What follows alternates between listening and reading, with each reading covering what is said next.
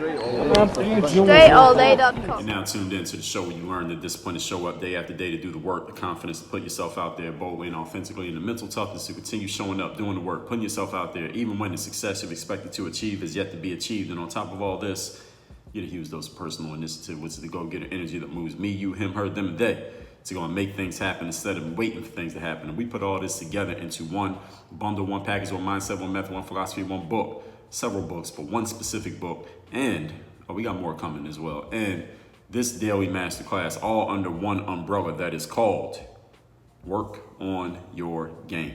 My name is Dre Baldwin, also known as Dre All Day, and welcome to the show. And today's topic is ending self-judgment, or ending negative self-judgment. That's the better way to put it. I mean, we're always going to have self-judgment. How do we get rid of the negative self-judgments, the negative self-talk? We just talked a couple days ago about what you say to you. How can we get rid of the negative self-judgments that that lead to us beating ourselves down? When I looked up a definition for self-judgment, this is one that I found that is very, tells me a lot and you a lot about why we're talking about it in this way here today. This is what I found. Self-judgment results from thoughts individuals have about themselves and the meanings attached to those thoughts. The thoughts, hence, produce related feelings such as anxiety, anger, and depression. So today, the question that we're going to answer is, how can we lessen this effect in your mind and by extension in your life? Now, the thing about this definition that I found, and there are many others, but the thing that I found about this definition, and I think it encapsulates pretty well what I was looking for when I even thought of this topic of ending self-judgment, is what's enlightening about this is that self-judgment just means a judgment that you're making about yourself. But why does a judgment have to be negative? You look at what this says. The thoughts produce related feelings such as anxiety, anger, and depression. I don't think any of us wants to go around feeling anxiety, anger, and depression all the time. Even if you know how to use anger to work in your favor. I did a whole master class on that, but I don't think any of us wants to go around with that amount of cortisol coursing through our veins all the time. I don't think anyone wants to be depressed or anxious. Now, again, anger, you can find a way to make that work, but anxiety and depression, I don't think anybody's looking for either of those. So why does self-judgment have such negative connotations? It's because socially we've all been socialized to believe that when we're judging ourselves, usually is negatively. Again, a judgment can be positive. Now you go to court, civil court, and win a judgment and win money, actually get money. It can be a positive thing. Why does judgment have to be negative? And this is just the way that we've all kind of conditioned ourselves as a society as a whole. And then with each of us individually, when you heard the phrase self-judgment, the first thing you probably thought was, when you look at yourself in the mirror and you start telling yourself, or you start conjuring up negative thoughts about you, negative things that you're saying to yourself. Why is this? How did this even begin? Well, we can change it. You got to change one person at a time. It ain't going to be a group thing. Change one person at a time. My book, The Mental Workbook, will help each person individually. But let's dive into this whole concept of negative self-judgment and figure out, we could just figure out lay the groundwork, let's just say, for some principles to change how self-judgment is even looked at by each of us, again, on an individual basis. Point number one. Oh yeah, before we get to that, let me remind you, I got a text line. I want you to text me. Tell me the best thing you got from today's masterclass. What are something that you're going to think about differently or do differently based on what you heard today? My number is 305-384-6894. Again, 305-384-6894. Topic, once again, is ending self-judgment. Point number one, cease thinking of what other people must be thinking about you. Because most of the time, none of us is thinking about anyone other than ourselves. And yes, this is about self-judgment. Because a lot of our self-judgments, because we are social creatures as human beings, we use other humans as points of reference. Imagine if you were just living on this earth. Imagine where you live right now. Just think of if there were no people. It was just you. No human beings at all.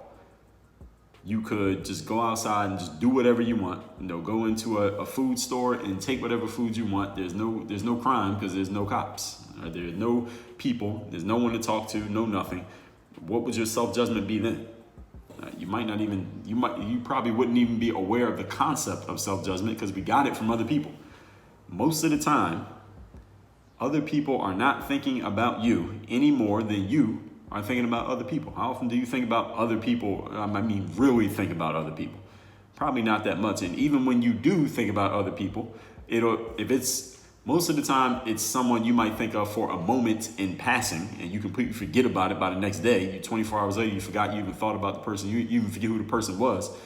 And the few people that you do actually think about on any kind of deep level, beneath the surface level, usually you can count those people on your hands. Usually you count them on your hand, singular. The number of people that you really think about, that you really give a damn about, like on a serious level.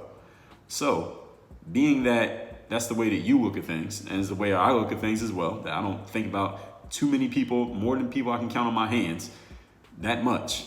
Other people ain't thinking about you that much either, which means a lot of that self-judgment that you have, which is based on what you think other people are thinking about you, is completely baseless because other people are not thinking about you. Each one of us is most of the time thinking about ourselves. Even when we're dealing with other people, what another person says or does, or our opinion of what another person says or does, or who another person is not really that much about them. It's really about what we see in that person, or how we feel about what that person said, or what that person did, or who that person is. It always comes back to us. Our frame of reference for every single thing that we do, say, think, and feel regarding other people, 99% of the time is really about how we feel about it, or what we think, or what we got to say. Not really about them. They just happen to be the canvas on which we are projecting our thoughts about ourselves. That's it. When another person's talking about you, they're just projecting how they feel about themselves, and they're just using you as the person as a point of reference. It has nothing to do with you. It's not about you.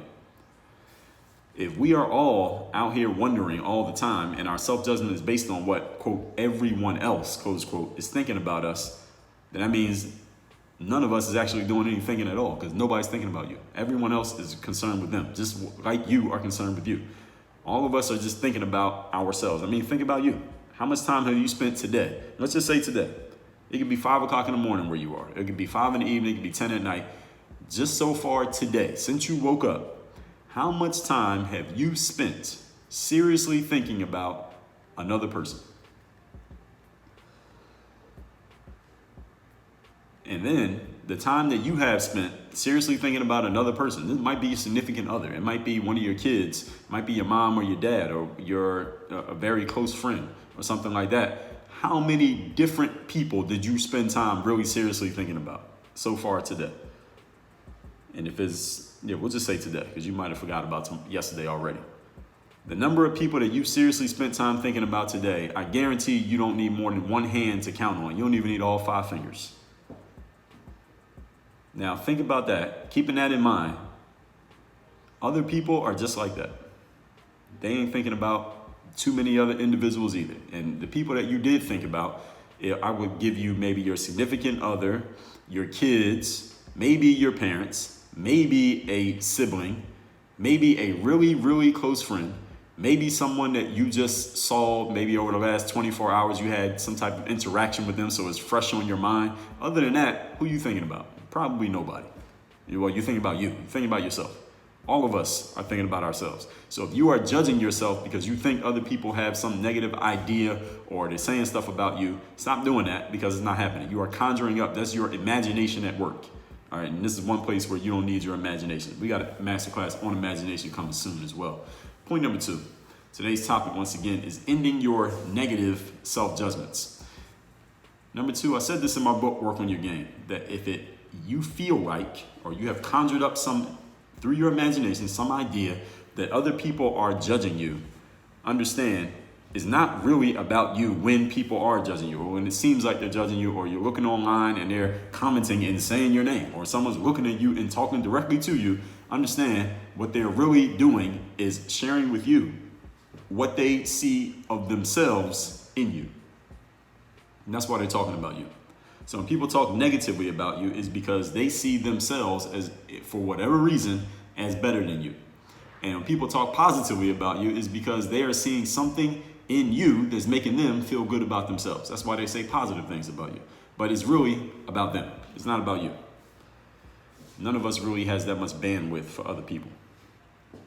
Yes, even the charitable giving whale type of individuals don't really have that much capacity for what other people have going on. It's all about us. We just use other people because if we just talk about ourselves all the time, it would feel and look very narcissistic, and we'd probably be judged by other people as being narcissistic. So we talk about ourselves by just using other people. We talk bad about the people we think we're better than, talk good about the people who we think are better than us, and I don't know, find some commonalities of people who we find to be similar to us in some way, shape, or form. That's pretty much how it works. If someone's talking about you, they're either sharing with you, there's something that you two have in common. That's when people are agreeing with you or saying positive things about you. They may talk negatively about you if you are representing something that they don't want to see in themselves, or maybe they do see it in themselves, but they don't want to reveal it. So they are cursing it and talking down on it because they see it in you and they don't want to see it in themselves, or maybe they don't have it and they just don't like that thing about you. So they're trashing it because they don't like it, but it's really about them. It ain't really about you. Or if you have something another person likes and they want it, but they know they don't have it, they'll talk positively about you, or aspirationally, like, hey, I want to get to that level. I want to get what that person has. This person runs really fast. I want to run fast. This person has 8-pack abs. I want to have 8-pack abs. This person's really confident. I want to be really confident. This person has a good business. I want to have a good business. So they'll talk about you in that way because there's something you are representing that they want. But again, it is about them. It is not about you. Other people do not care about you nearly as much as each of us thinks other people care about us. Even if you're on a stage and there are 1,000 people or 10,000 or 100,000 people clapping for you, or you're on social media and there's 1 million people following you, they're following you because something that you provide is allowing them to feel a way that they want to feel about themselves. Not about you. And understand that's what gets their attention. So this is not a negative thing. I'm just trying to explain it to you so that you stop judging yourself based on what you think the world is thinking about you, because that doesn't exist. It's something that you're doing that is drawing them in because it helps them, those people who are following you, talking about you, helps them feel a certain way about themselves that they want to feel. In other words, in case you haven't read between the lines here, let me state it clearly. Nobody really cares about you. All right, this is harsh, but true. Nobody really cares about you. The number of people who really, seriously care about you, you can count them on your hand, singular. Not hands, plural, hand. Now, maybe it would only be plural if you have a bunch of kids. All right, then maybe. If you have a bunch of kids, you got a bunch of siblings, then maybe you might need 2 hands. But all the rest of us, if you got maybe 1 or 2 siblings, and that's it. All right, the number of people who really care about you, you count them on 1 hand. That's it. Not your online subscribers or your followers or your fans. All right, those people, I'm not saying that they want you to fail, but they are there because you're providing something that helps them feel good about themselves. I'm talking about the number of people who would give a damn about you, the type of people who would be there and care about you and be hanging out with you and reaching out to you, even if all this stuff never existed. How many people are there? How many of those are there in your life? If you really, really thought about it, how many do you have? Again, you don't even need 2 hands. Tell me I'm lying. Text me and tell me I'm lying. Point number 3. Today's topic, once again, is ending your negative self-judgments. Number 3, you will become your self-conversation. See the episode we did a couple days ago on what you say to you. The conversation you have with yourself is a roadmap, basically, of what you're going to be tomorrow. And who you are today is a reflection of the self-conversation you've had every day up until today.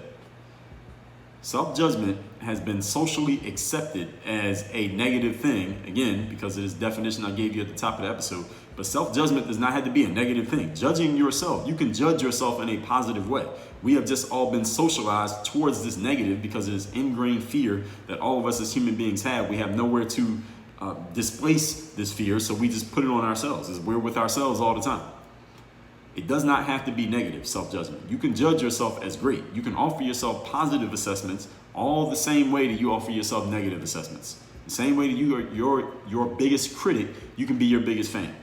As human beings, we live up or down to the expectations placed upon us. And let me tell you whose expectations matter the most. your expectations. What you expect of yourself has much more of an effect on who you become in your life and what you do in life than what anyone else expects of you. The expectations that matter most to each of us are the expectations that we give to ourselves. And since thoughts lead to words, words to actions, the judgment that you put on you is a precursor to the results of your life. So if you want to know where you're going in life, look at the way you judge yourself. Look in the mirror and ask yourself, what do you see? Ask yourself, what do you expect?